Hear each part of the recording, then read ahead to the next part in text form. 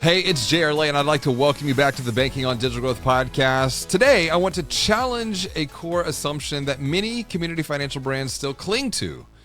And that assumption is that their physical presence, your physical presence, is your biggest strength. But what if your physical footprint, your branch, is actually holding you back from your future growth? What if digital only isn't just for fintechs, but it could be a viable, even necessary strategy for traditional financial brands, for community banks, and for credit unions to not just survive, but thrive in the age of AI? That's why joining me for today's conversation is my co-host, Derik Krause. And together we are going to unpack the rising trend of digital-only financial brands and why this could be the most strategic move community institutions make in a world of shrinking foot traffic, as well as rising digital expectations. But first, if you are curious about where your financial brand stands on the digital maturity curve, my friends over at Metrify can help. That's why I want you to text me. Text me, 832-240-1922, because I want to send you their free website benchmark assessment. It is a great place to start rethinking your growth model from the world of a digital-first perspective. All right, Derik, Innovator's Dilemma. It's a topic I know you've got an extreme amount of passion around. I do. Yeah. When you have talked about this subject, you just light up. Your energy goes to level 10. And I mean, how do you see this innovator's dilemma showing up for financial brands, right? It's a great follow-up to our last conversation about commoditization. But maybe even before how, I think let's talk about the what. What is the innovator's dilemma? So the Innovator's Dilemma, there's a book about by that title by a Harvard professor named Clayton Christensen. And it's been a best-selling business book, very influential. Like, for instance, one of the case studies that he talks about is Intel used insights from this theory of disruptive innovation to make big business decisions. Andy Grove did there, and many others have been impacted by this theory. So the theory is that what Clayton Christensen noted is what in other cases, I think it was Joseph Schumpeter, the economist, talked about creative destruction. And it's really this concept of how is it that you have these big successful companies or sometimes entire industries that are very successful, and then you have these new entrants or this new innovation that comes along that topples the existing industry, topples the existing incumbents. How is that even possible? And so he conducted this research to try and understand. And initially, he focused on the semiconductor industry because he had a friend that advised him, said, hey, if you want to understand in biology cycles of life and death, then you need to study fruit flies because they only live for 24 hours. If you want to understand the cycles of life and death in business, you need to study semiconductor businesses because they were like growing up, becoming, hundreds of millions or billion-dollar companies and then dying within a few years. So he studied that industry, and he found this really interesting pattern. What he found is that these incumbent organizations were built on a certain way of doing things. In the case of semiconductors, usually a certain technology. Excuse me, I've been saying semiconductors. It was the disk drive industry. Okay. Yes. The disk drive industry, they're built on a certain technology, a certain way of doing things that served certain customers. So he talks about how the disk drive manufacturers that served mainframe computers, and then personal computers come along, and their existing customers,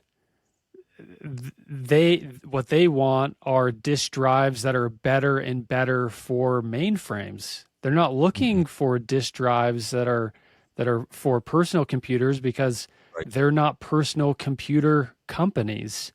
And so but then what happens is initially the personal computer it's not good enough to replace the mainframe computers, but Yes. personal computers get better and better and better until the point that they can replace main. And of course, no one's using mainframes today. Everyone No. still has personal computers, so personal computers won out. But uh, so the disk drive manufacturers that were serving A-frame computer makers, they lost by listening to their customers. That that is the dilemma. So the innovator's dilemma is there's a new way of doing things that comes about, and listening to your existing customers can kill you if you don't pay attention to this new innovation that's coming along. So let's just rip the Band-Aid off real fast. Uh-huh. If I think about financial brands, specifically community financial brands, who are their current customers? And this is not an age thing, but it's an age thing. It's an age thing. It I is mean, largely an age thing. Yeah. like if you're, and I'm gonna point to another innovator's dilemma example here. If you're listening, and I literally saw this on LinkedIn, and I forgot who posted this because it was a great point. They had gone into a branch to have to do something because they couldn't do it any other way. But they heard a very experienced gentleman in life, lived a lot of life, had a lot of experience, and was making a scene because he couldn't get checks with the carbon copy on the back side anymore. And this obviously was a person with a lot of influence, who probably had a lot of money, a lot of deposits, a lot of assets at this institution. And he felt like he was going to throw his weight around. Mm. And how many times do you have those handful of experiences from members or customers that if you listen to them, it's probably not who you need to be listening to that's going to unlock your next level of growth? Well, here's what I think is so interesting about what Clayton Christensen goes on to discover with these companies is many of them see this disruptive innovation coming, and they don't act upon it, or they don't know how to act upon it. And he also finds a particular pattern of how companies are successful in acting on it, and also how they're not successful in taking action. And I want to talk more about those things, but before we go there, I do want to, like you said, let's rip off the Band-Aid, because the way that this relates to credit unions and banks is they're still tied to this branch-based model of operating. That's how they started, and they still have members, mostly older members, that expect to have branch locations that they can go and physically visit.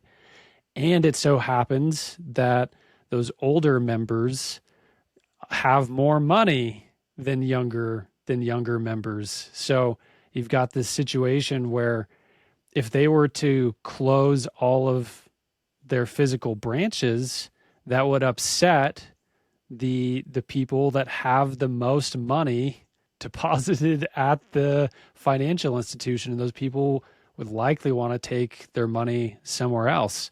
And so that's the dilemma that community banks find themselves in, is you've got the rising younger generations that don't care about and often explicitly do not want to ever have to visit a physical branch to transact. Now, maybe they still want to talk with people about big decisions. 100%. That's not what I'm talking about. Like I think We're about seeing that. We're seeing that even with a younger demographic, call them millennials, which, by the way, you got to consider the millennial demographic now is now in their 30s and 40s. I'm a millennial and I'm 36. Yeah. So yeah. So, and we're finding that even with millennial research that we've done over the years with website secret shopping studies, they still want to have, perhaps not always, but they want the accessibility to be able to connect with another human being. But that might not always be walking into a branch. It could be they want to put in their phone number and request a call back, and someone calls them back so they don't have to call in. Apple Care is a great example of that behavior. You put your number on Apple Care is going to call you back. Because I don't want to have to wait on hold.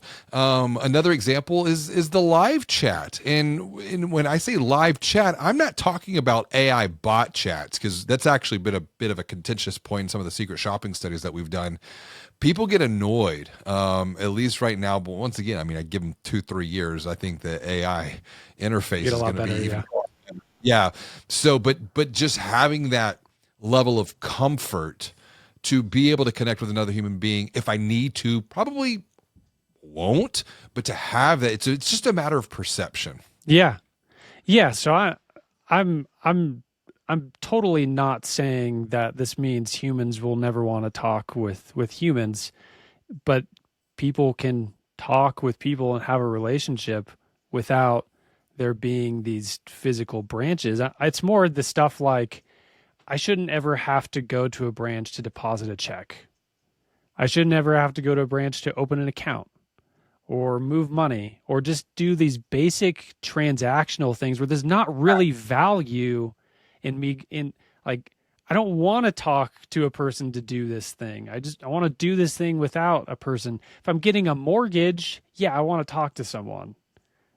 Or business loan, or just some sort of like larger decision, investments, but I mean, even on the investment side, it's super fascinating, the psychology of, you got a lot of these robo advisors out there at this point, but then that's probably, we could probably have a whole deeper conversation around like the human psychology when it comes to money. I want to loop back to a point that is not about financial services, but it's about who are you listening to, or who are you not listening to? Because I think that's the big thing I'm taking from all of this with you, is it's about listening. And it's a deeper question of who are you going to go all in on? And all is an acronym of ask, listen, and learn. So who are you going to ask, who are you going to listen to, and who you're going to learn from? Because outside of this, we can learn from Russ Solomon. Russ Solomon was the founder of Tower Records. And years ago, I came across a video. I think it was recorded around 2006, 2007 time period, this particular video. But he was lamenting the demise and the bankruptcy of Tower Records. And the thing that stood out to me, and it stuck with me, and I'll use this video sometimes in team alignment workshops to make a point, is Russ Solomon says, we didn't listen to the kids. We didn't listen to the kids. You and I talked about this on our previous episode about belief. Their belief, executives at Tower Records, were people were always going to want to come in to a Tower Records physical location to listen to music, to have that experience. He was even, you could hear the lamentation on, well, vinyl and CD is always going to be far superior than digital sound. Like all of these beliefs that he had, but I think that the thing that came, we didn't listen to the kids.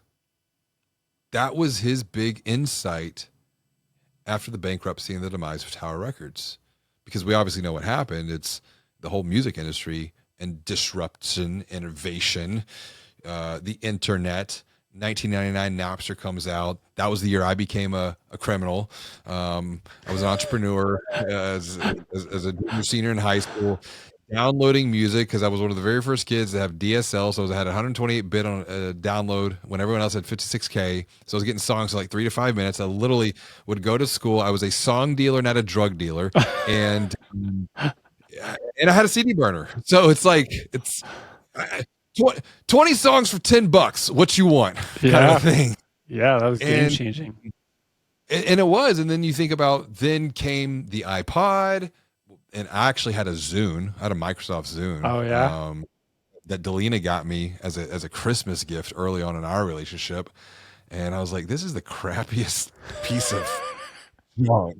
It was clunky. It just didn't work. It was like, compared to the iPod, and then you got the iPod, and then obviously the phone, and then now it's all streaming. So if you think about like that, and that's been in a relatively short period of time. Mm-hmm. And then the music industry, it's like you think about how artists are being found. I mean, Justin Bieber was probably the first, rising star coming out of the YouTube, but now it's just this continuously repeated pattern, and it's not even pop culture for that matter. It's things that have influenced my own kids, and they're both cello players. Why? Because of two cellos, these classically trained celloists that would have probably have never been found had it not been for YouTube for them to distribute.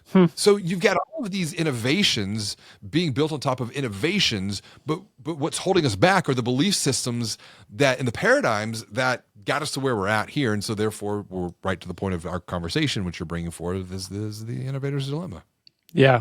And it's interesting that you say they didn't listen to the kids in the case of Tower Records. And I think depending on the industry, the nature of the innovation, it doesn't necessarily have to do with age or generation. But I do think in the case of financial institutions, for banks and credit unions, it's largely the same thing.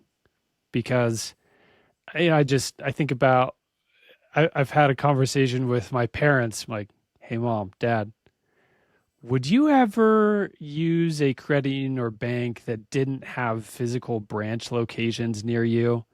And they're like, no, never. But for me, on the other hand, so when I was 18, my dad said, hey, go open a Wells Fargo account on your college campus. So I said, okay. And I did. And I was with them for a while. And then eventually I got fed up with, I wanted to do envelope budgeting for my personal finances, and I didn't want to pay Wells Fargo for every single account I wanted to open. They're paying me a measly like 0.01% interest on my savings account. I'm like, that's ridiculous. So I ended up, I was searching for a new financial institution to work with, and I ended up going with Ally Bank. And one of the reasons I chose Ally Bank is I explicitly said, I want someone that does not have any physical branches, zero, because then I know if they don't have any branches, they're not going to lean on it as a crutch for telling me I have to go to a branch to do some sort of transaction. They have to deliver it to me digitally in some way. That was part of my criteria, is that they did not have branches, which is the complete opposite of what would be a requirement for my parents. And that, go ahead. No. I want to build upon your thought and back this up with data so that it's not just two guys ranting, not our opinions. And I think that's the thing. Our opinions don't matter. It comes back to the point of who are you going to go all in on, and who you're going to ask, who you're going to listen to, and who you're going to learn from. You brought up a very interesting point before I get to the data. You mentioned Wells Fargo, and I went in and I've got my money clip right here. And so I went in, I was like, well, it's like the Cap One. What's in your wallet? Yeah. So I've got multiple institutions. But I got a Wells Fargo debit card right here. On the back, customer since 1987. I was 6 years old. And it wasn't Wells Fargo, it was First Interstate Bank. I remember going there with my mom, 6 years old, open up my kid's account. I've got my Amex card, member since 2010. And then everything else, I've got a credit union account that had my mortgage through. Credit union account I had my auto loan through. Both of those are paid off. I've got Cap One. I've got, what else do I have? I got a Chime. I've got a Venmo. I've got a PayPal.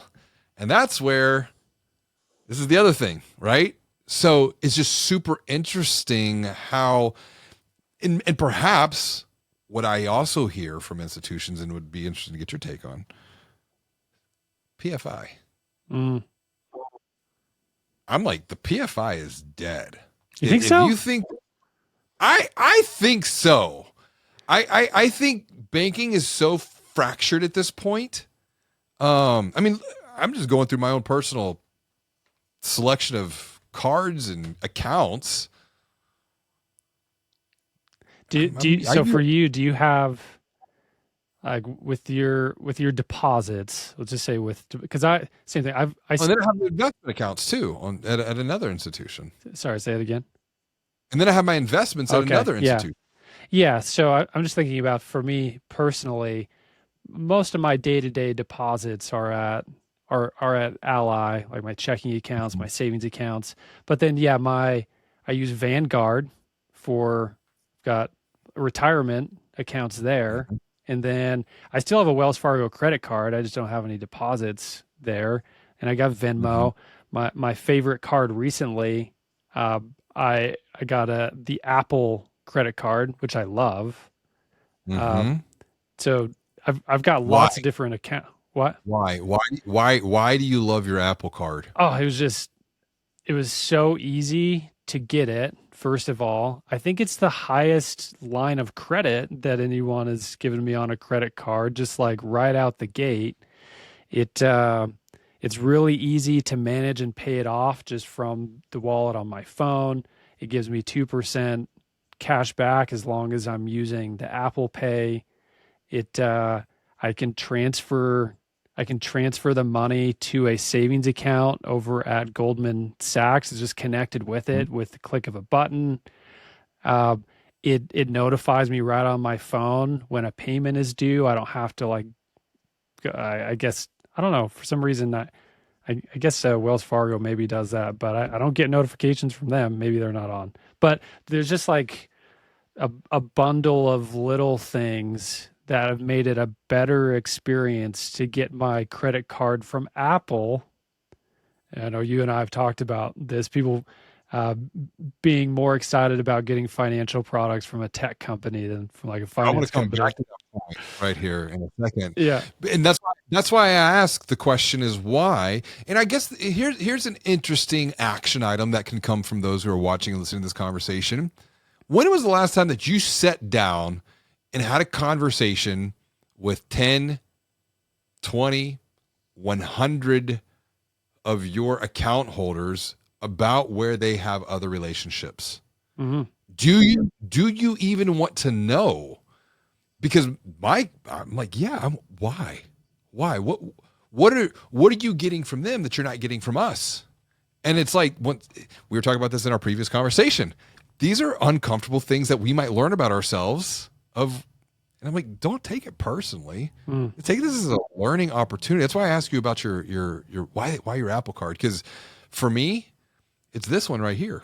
And I know you work with credit unions. Credit unions talk about membership. Mm-hmm. That's why, I mean, I don't even, was it $650 I pay a year for my Amex Platinum? I get so much value from this card. I make my $650 back to where it's just, to me, it's an investment. You know, I get $200 airline credit. I think I get $200 like hotel credit.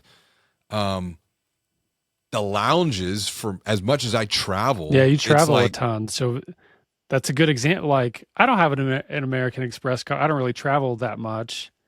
But that's like a good example of, we were talking about niches last time, Mm. and I don't know, but I would bet that a card that's offering those perks that are good for flights and hotels and travel lounge likely Mm-hmm. to be more popular among common travelers.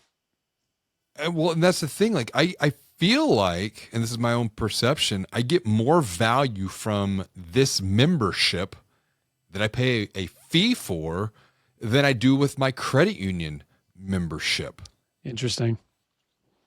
And and they That you do. don't I you mean, they're don't you, you don't pay a I mean yeah, you don't there's no fee for your membership other than right, but it's packaging, it's positioning, and that was the whole point of our previous conversation. So it's almost like the innovator's dilemma and product commoditization, decommoditization. They perhaps they're integrated here. oh, I think they totally do, especially for financial institutions because so I mean to state it crystal clearly, the disruptive innovation that has happened, and at this point, honestly, like you, better late than never, right? But ATM. if you're not taking any actions, yeah, like you got to move fast because it's already happening.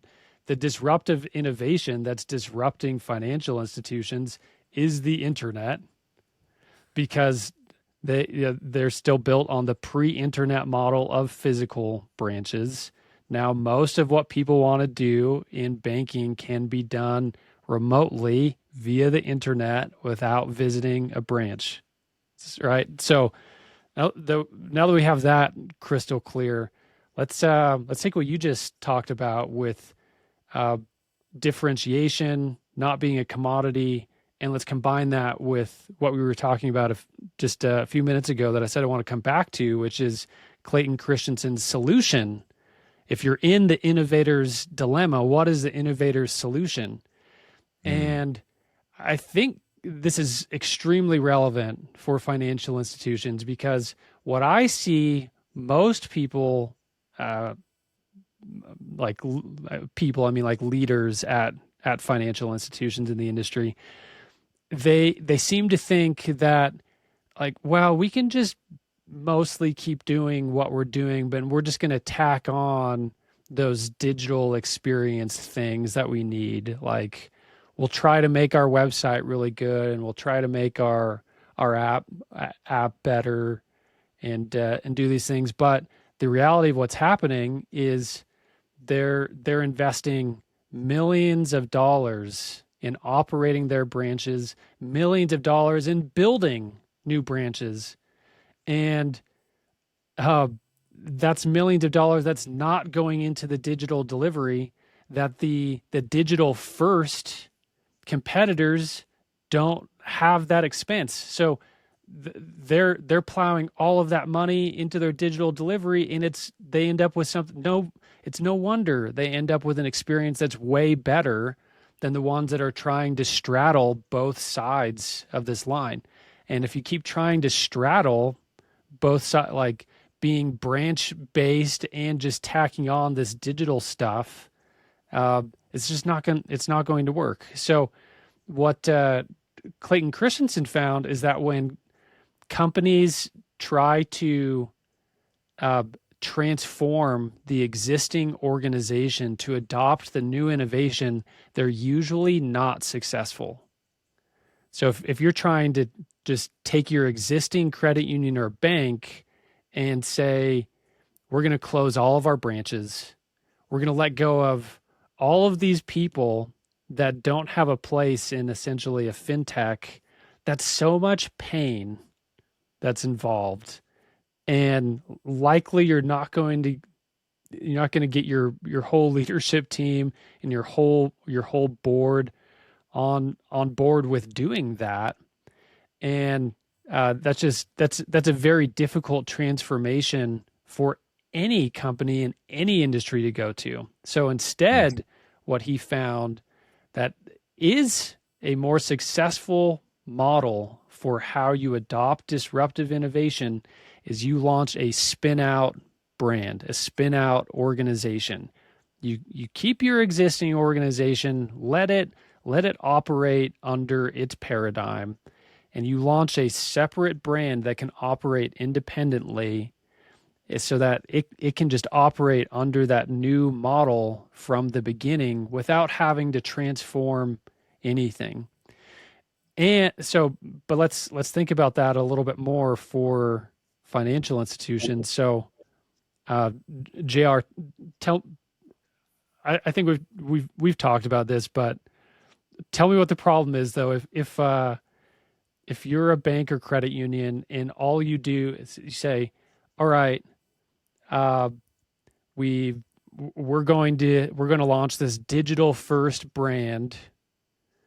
Uh, so they spin out this company that's it's digital first, but it has all the same products. All that's changed is that it's digital first. Then where are they? Like, what have they gained, right? Like, where are they actually in the market at that point?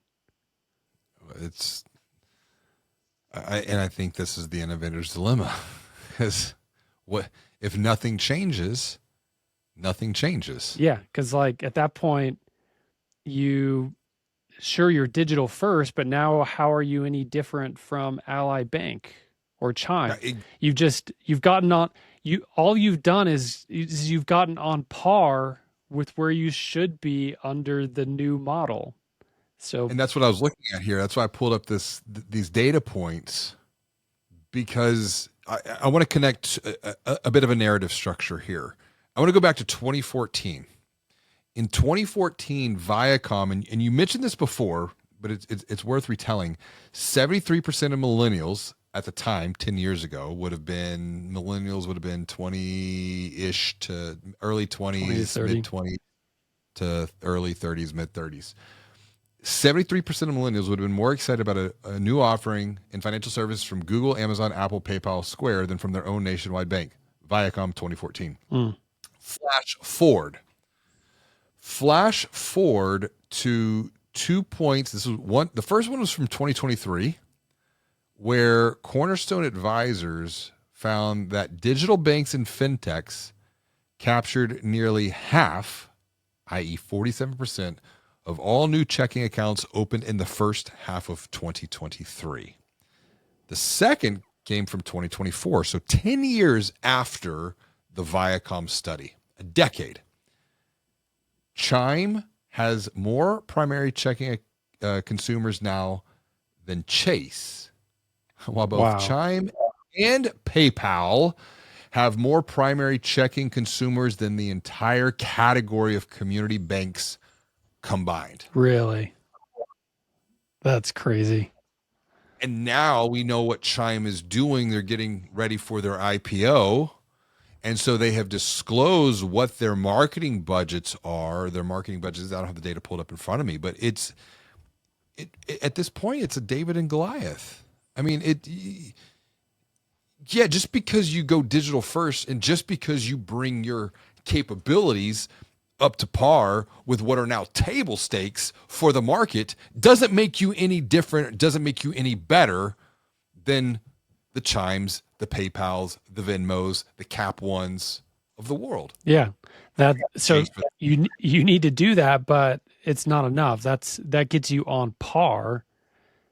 But then you've got to differentiate. You still need to have some niche.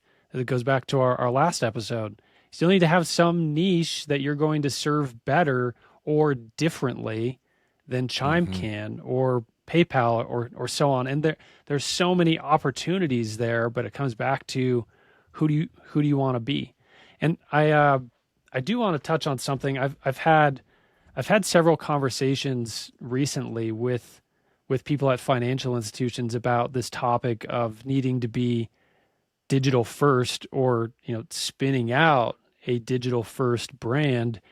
And I've consistently heard people say, well, we did this survey with people of all ages, and what we found is that even younger people want to come into branches.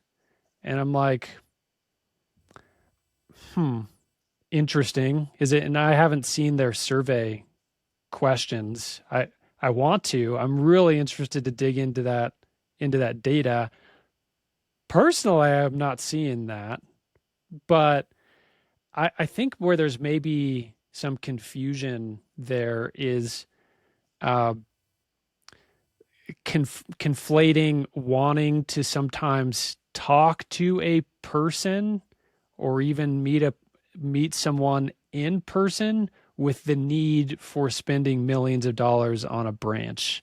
I'll hear people say things like, well, yeah, so that seems like we still need to have them and we're just going to spend millions of dollars on this billboard.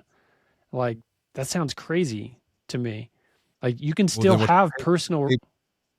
What's your payback period? Yeah, you can still What's your have. break-even point? Exactly. Like, you can still have personal relationships with people and meet people in person. That doesn't justify, you know, that doesn't necessarily justify, like you're saying, what's the payback period on it?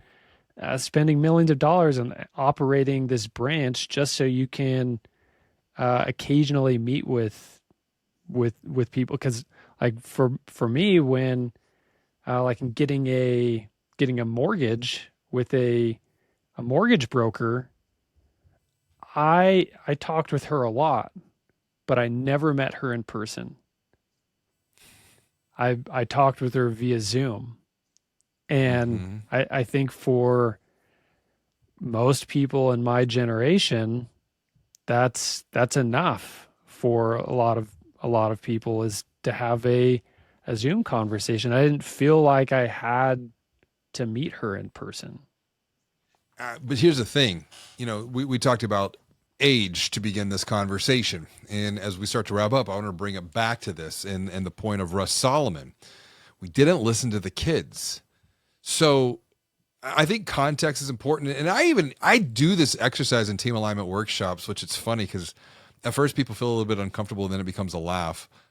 Within the first 5 minutes, I'm asking everyone, I want you to write down how old you were in 1994. Not now, write down how old you were in 1994. Because I do believe how old you were in 1994 specifically is directly influencing how you perceive the world today. Like in 94, and we might have touched this in another podcast, but for this conversation, there's going to be a little bit of a different frame. How old were you in 94? 5. You're 5. I was 13 in 94. So your experience was different than my experience. And then when you ask this question, it's like I was doing a keynote recently, and I would say probably 85, 90% of the room, and it was for boards and CEOs, executives, 85, 90% of the room in 1994 was 30 plus. Mm-hmm. Their experience was different than my experience. Mm-hmm. That's my point of all of this. This is not about quote unquote age. It's about perspective. Because now what I'm observing, coming back to Russ Solomon, we didn't listen to the kids. I'm observing my own kids' behavior that are now 15, 13, almost 10, and 8. And when you talk about just communication, they don't talk on the phone. They don't text either. Their use of communication with a phone, 80% of the time, 85% of the time, it's FaceTime. Mm-hmm. They have become so accustomed, and I think that was the result of the pandemic. Mm-hmm. New behavior that was being solidified that, yeah, we can be remote. I mean, you and I are remote right now. We're in 2 different places, but we have the video capability. We're recording remotely. This wasn't even a thing 5 years ago. And yes, podcasts existed, but to have this type of capability to do it in this type of a context, I mean, the exponential growth of Zoom, and all of this comes back to observing human behavior. And it's the technology shifts and now the exponential tech shifts, which is why I thought it was fascinating. We talked about like the big transformative tech is the internet. I'm like, well, everything builds upon layer upon layer upon layer. It's like, what about AI?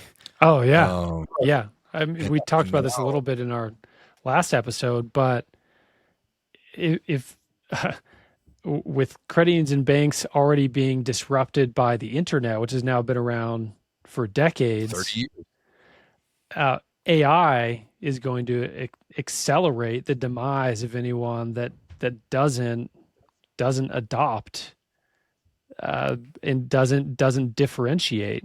Because again, if you're relying on, well, we have better rates and we have better service, uh, well, first off, anytime someone has said that they have better service, I'm like, in what way? They're like, well, we know people by name. Um, the reality is, I've I've I've banked with Wells Fargo, Ally Bank, Mountain America Credit Union, uh, and dealt with others, and the service that I've got across all of them has generally been good. So I don't usually buy it when people say they have better service. But maybe you actually can. It just seems like most people just say that without really having anything to back it. Mm-hmm. And better rates. Well, then say, oh, so you always have better rates? Well, no.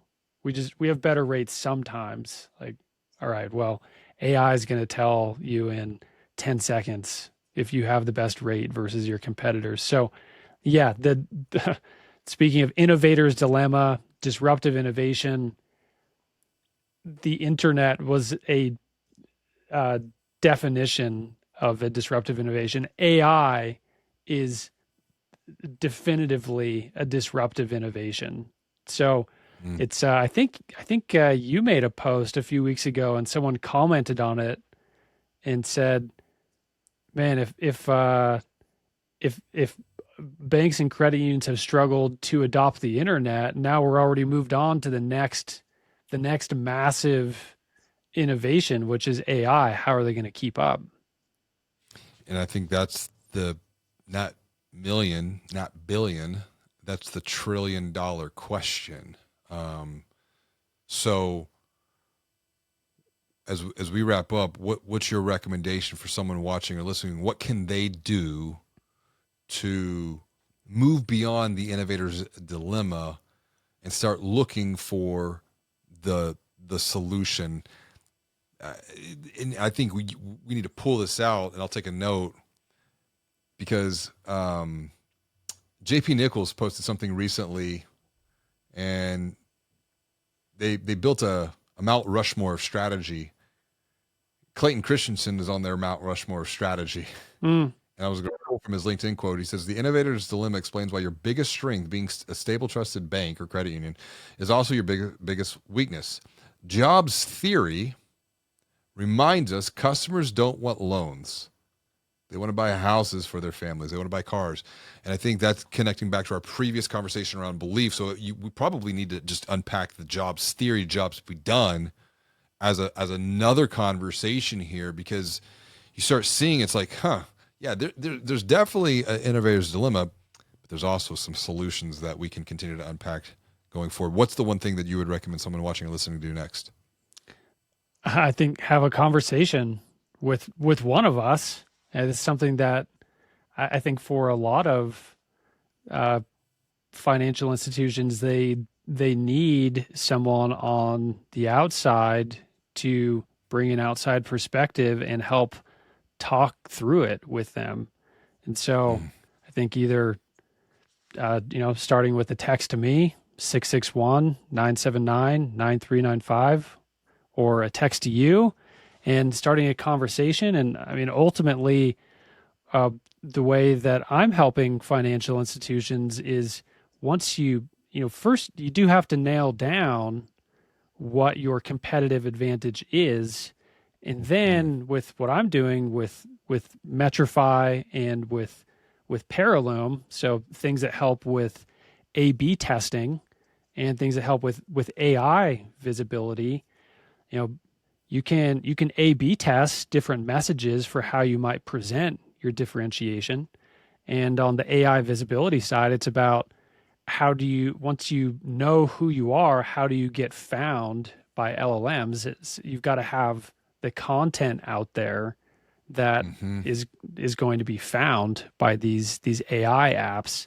So Like those are important things, but you do need to know who you are first and how you're going to be different. And then those things can help you win in the market by getting the right message out and the right way of presenting it to people. So I think starting with a conversation is a good way to get started.